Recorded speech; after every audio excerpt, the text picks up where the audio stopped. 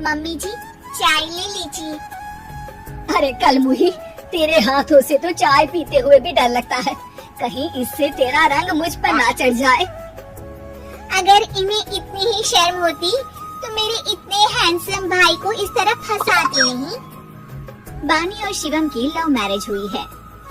बानी के ससुराल में उसकी ननद और सास हैं, जिन्हें अपने गोरे रंग पर बहुत गुरूर होता है, जिस वजह से वो बानी को सिर्फ उसके सांवले रंग की वजह से नापसंद करती है और हमेशा उसे ताने सुनाती रहती है।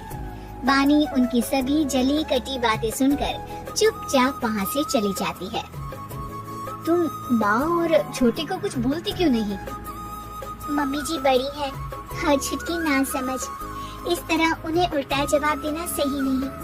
मेरी जिम्मेदारी उनकी सेवा करना है, जो मैं पूरे दिल से हमेशा करती रहूंगी।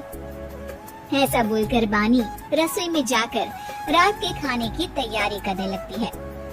रात को खाना खाते हुए बानी की सास उसे कहती है, कल मैंने अपनी फ्रेंड्स के साथ किटी पार्टी रखी है, समय से सारा खाना बना देना और अपना मनहूस चेहरा लेकर ज्यादा उनके सामने मत आना, समझी? माँ, बानी आप दोनों की कितनी परवाह करती है, फिर भी आप उससे इतना बुरा व्यवहार क्यों करती हैं? अरे एक तो लव मैरिज करके इस कलमुही को हमारे सर पर लाकर बिठा दिया और अब हम इसे कुछ बोल भी नहीं सकते क्या? भैया तो इनकी तरफदारी करेंगे ही, आखिर इन्होंने पूरी तरह उन्हें अपने वश में जो किया है। जिसे जो करना है करे, बस कल मेरा सारा काम समय पर हो जाना चाहिए। इस पर सब खाना खाकर सोने चले जाते हैं और अगले दिन बानी जल्दी उठकर सास की किटी पार्टी के लिए तैयारियां शुरू कर देती है। जिस पर पार्टी शुरू होने के बाद सास की सहेलियां कहती हैं, अरे वाह री, तेरी बहू ने तो बड़े स्वादिष्ट समोसे बनाए हैं। हाँ भाई, रंग कैसा भी हो, खाना बनाने में बिल्कुल अन्नपूर्णा है। अरे इसकी भी क्या बात करनी, मेरी बेटी से मिलो, इसकी सुंदरता के आगे तो उर्वशी रंभा भी फेल है। उर्वशी रंभा को तो फेल कर देगी, पर क्या अन्नपूर्णा बन पाएगी? अरे इसे काम करने की क्या जरूरत, उसके लिए बानी है तो। और मैं तो इसकी शादी भी किसी नौकर चाकर वाले घर में ही करूंगी। बानी वापस रसोई में चली जाती है और किटी पार्टी चलती रहती है। उसी रात को बानी की सास गुस्से में चिल्लाते हुए अपने कमरे से बाहर निकल कर आती है। हाय रे, चोरी हो गई मेरे पैसे। पक्का पक्का इस कलमुही की वजह से हुआ है ये सब। अरे क्या हुआ माँ, कौन सा आसमान टूट गया?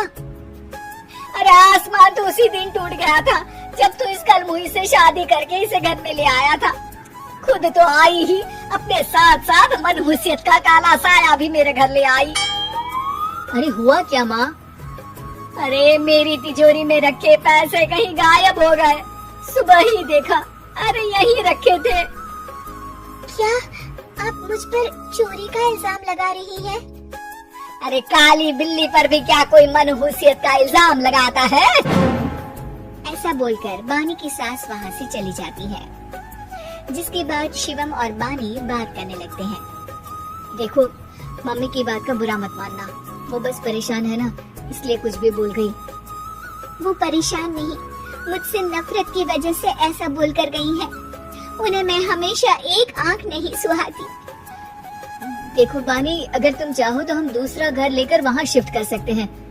आखिर तुमसे प्यार करके तुम्हें अपनी जिम्मेदारी पर इस घर में लेकर आया हूँ, इस तरह टॉर्चर नहीं होने दे सकता। अगर आप साथ हैं तो मुझे किसी चीज की टेंशन नहीं, और आखिर वो हमारे बुजुर्ग हैं, हम उन्हें और छुटकी को इस तरह अकेले छोड़कर कैसे जा सकते हैं? इसके बाद बानी भी अपने कमरे में चली जाती है और अब हर रोज उसकी सास की तिजोरी से पैसे गायब होने लगते हैं। इसी तरह कुछ समय बीत जाता है और वो हर बार हर चीज का इल्जाम बानी पर लगाती है, पर बानी कभी कुछ भी नहीं बोलती। कलमुही नास पीटी, बहू को घर की लक्ष्मी बोलते हैं, ये तो पनौती बनकर आई है, पनौती। एक रात बानी की सास को आधी रात में प्यास लगती है, तो वो पानी पीने रसोई की तरफ जाती है। तभी उसे अपनी बेटी के कमरे में कुछ आवाज सुनाई देती है। हाँ हाँ, मैंने मम्मी की तिजोरी से हर रोज थोड़े थोड़े पैसे निकाल कर हम दोनों के लायक खूब पैसे इकट्ठे कर लिए हैं। और मम्मी आज तक उस सब के लिए भाभी को ही जिम्मेदार समझती है। तुम बस जल्दी से आकर मुझे यहाँ से ले जाओ और हम कहीं दूर जाकर शादी कर लेंगे। मम्मी को कुछ पता नहीं चलेगा, सब मुसीबत खत्म। अपनी बेटी की ये सारी बातें सुनकर बानी की सास भौचक के रह जाती है और अपने कमरे में वापस चली जाती है।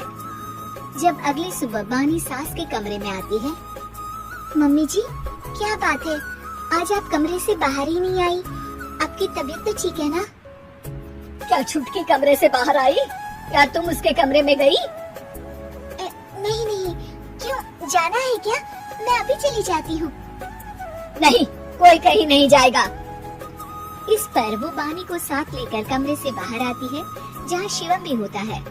वहाँ उसकी सास बोलती है, छुटकी मेरी तिजोरी के सारे पैसे लेकर अपनी माँ के बारे में कोई ख्याल करे बिना किसी लड़के के साथ घर छोड़कर चली गई। और बहू, तुमने मुझ जैसी सास की सेवा करने के लिए अपने ही पति के साथ दूसरे घर जाने से मना कर दिया। मैंने हमेशा तुम्हारा रंग देखा अच्छा ही नहीं, जो मेरी सबसे बड़ी गलती है। मुझे माफ कर दे बेटा। और इसके बाद बानी की सास कभी अपनी बहू की तारीफ करते थकी नहीं।